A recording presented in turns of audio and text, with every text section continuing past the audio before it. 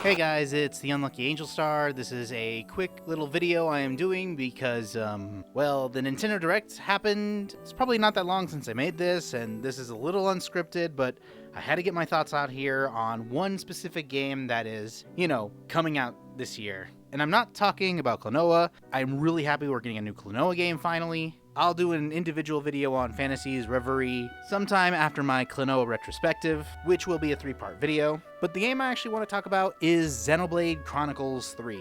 I'm actually a really big fan of Xenoblade Chronicles. I've been following this series for a very long time, back when it was still called Monado Beginning of the World, during the Project Rainfall, which could be its own video in itself. And with this new game out, I should probably finish Xenoblade 1, but that's besides the point. The Direct stated that Xenoblade Chronicles 3 takes place after both Xenoblade Chronicles 1 and 2, and if you haven't played those games, I highly recommend getting them. They are really great titles. And it also goes into what I'm actually going to be talking about for this video, so this might lead to spoilers to Xenoblade Chronicles 1 and 2. Watch this after playing Xenoblade Chronicles 1 and 2, and maybe after playing 3, once when it comes out. But here I go. Considering that this takes place both after Xenoblade Chronicles 1 and 2, which are both parallel universes, which is a really complicated thing to actually explain, especially since I'm doing this unscripted, what I think the story for Xenoblade Chronicles 3 is a war against worlds between both Xenoblade Chronicles 1 and Xenoblade Chronicles 2. As the black-haired main character protagonist has a Monado-like weapon,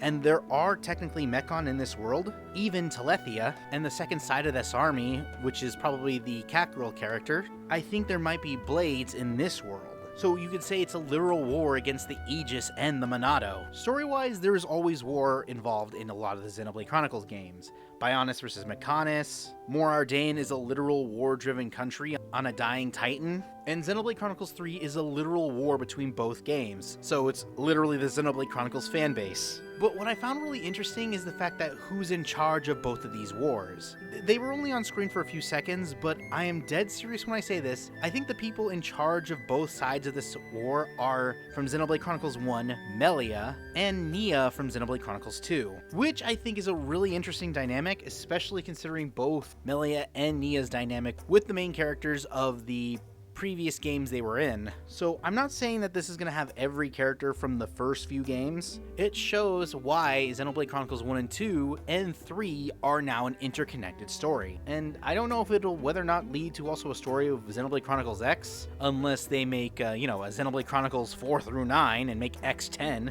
but that's just probably me being silly. The fact that everything is interconnected and there are even going to be characters from the previous games in this one has me really excited. This is kind of a little out of the ordinary of my videos, but I really wanted to talk about this as this is a really big deal, especially for Xenoblade Chronicles fans. So that's the end of the video. Thanks for watching. Bye!